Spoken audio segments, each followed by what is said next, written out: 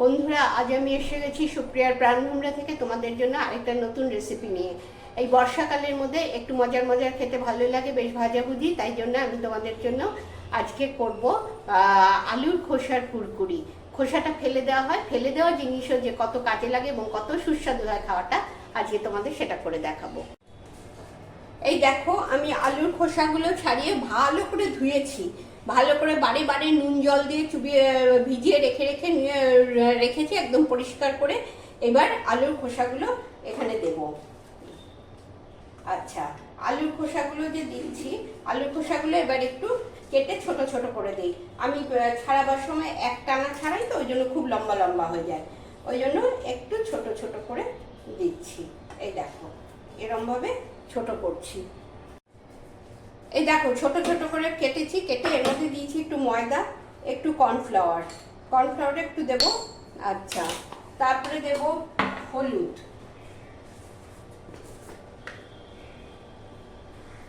একটু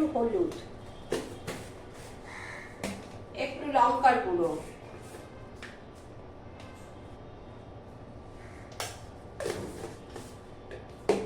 একটু নুন,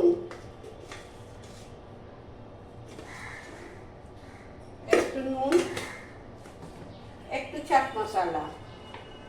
মশলাটা দিলে একটু টেস্টটা বাড়বে, টকটক লাগবে, ভালো লাগবে খেতে। আচ্ছা, একটু চাট মশলা,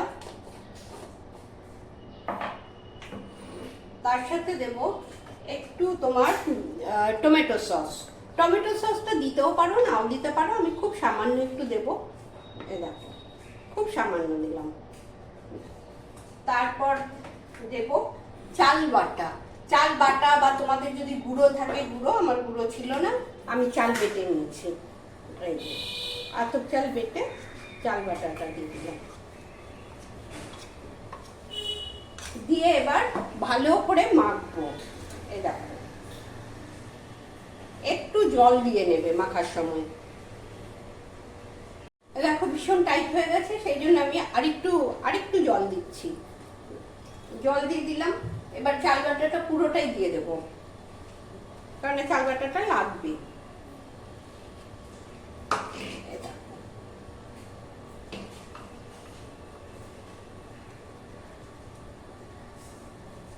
চাল বাটাটা আমার পুরোটাই লেগে গেল। এইবার এরম ভাবে ভালো করে চটকে মেখে একটু খানিকক্ষণ রাখবো। এই দেখো, এরম ভাবে টাইট করে বেশ মাখবে।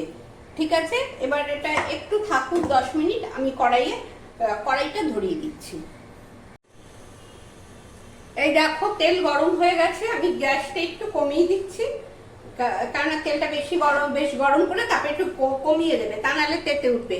আচ্ছা, এবার আমি অল্প অল্প করে দিয়ে দেবো। এই দেখো, এরকম পাতলা করে, মোটা করে দেবে না, এরকম ছোট ছোট করে দিয়ে দেবে।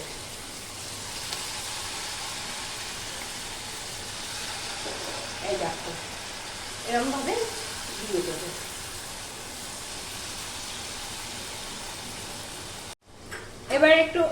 এবার একটু উল্টে দিচ্ছি।